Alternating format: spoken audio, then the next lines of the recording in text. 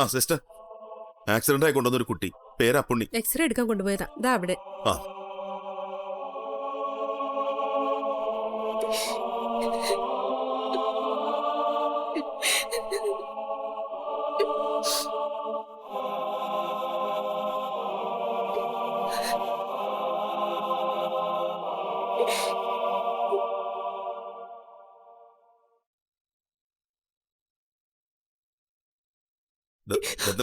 നമ്മുടെ അപ്പൂന് എന്താ പറ്റിയേ? അതെ, മുറ്റത്തുനിന്നൊന്ന് വീണെന്നേ ഉള്ളു വിജയ. നെറ്റി ഇത്തിരി പൊട്ടിയിട്ടുണ്ട്. ഇത്തിരിയൊന്നുമല്ല, മുഖം നിറച്ച് ചോരയായിരുന്നു. എക്സ്റേ സ്കാനിംഗ് ഒക്കെ വേണമെന്ന ഡോക്ടർ പറഞ്ഞത്. എന്റെ കൊച്ചിനെ കൊല്ലാൻ നോക്കിയതാ ആ മൂദേവി.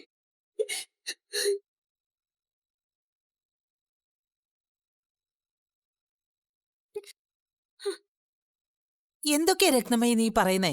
ഞാൻ പറയാനും പ്രവർത്തിക്കാനും ഒക്കെ തുടങ്ങുന്നതേ ഉള്ളൂ. അതിനൊക്കെയുള്ള സമയം ഇതാണ് രത്നമ്മേ. കാര്യം എന്താന്ന് വെച്ചാൽ ആരെങ്കിലും ഒന്ന് തെളിച്ചു പറ, മനുഷ്യ ഇങ്ങനെ തീറ്റിക്കാതെ. പുന്നാര വളർത്തുമകള് നമുക്ക് തന്ന പ്രതിഫലവാ എന്റെ അപ്പൂനെ കൊല്ലാൻ അവള് ശ്രമിച്ചത്. അപ്പുണ്ണിക്ക് എന്തു പറ്റിയെന്ന് പറയടി, അതിന്റെ കാര്യകാരണങ്ങളൊക്കെ നമുക്ക് പിന്നീട് വിശദീകരിക്കാം. അവൻ ആ ചക്രത്തെ കയറി കളിക്കുന്നതിനിടയിൽ ഉരുണ്ടി വീണതാ വിജയ. തല എവിടെയോ ഒന്നിടിച്ചു.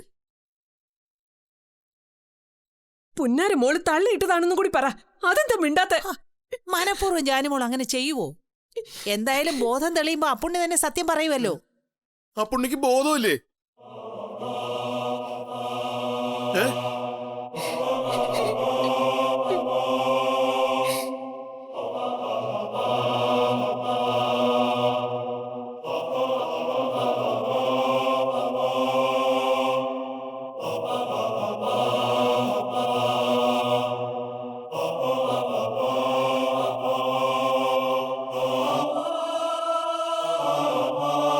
അപ്പു, ഓനെ അപ്പുണ്ണി.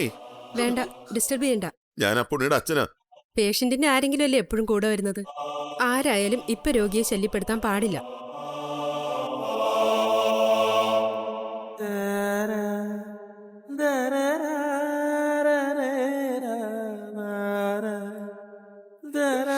സിസ്റ്റർ, അപ്പുവിന്റെ സ്ഥിതി എങ്ങനെയുണ്ടെന്ന് അറിഞ്ഞാൽ മതി. ഞങ്ങൾ വേറെ എവിടെയെങ്കിലും കൊണ്ടുപോകണോ അതോ? അതൊക്കെ നിങ്ങൾ ഡോക്ടറോട് നേരിട്ട് ചോദിക്ക്.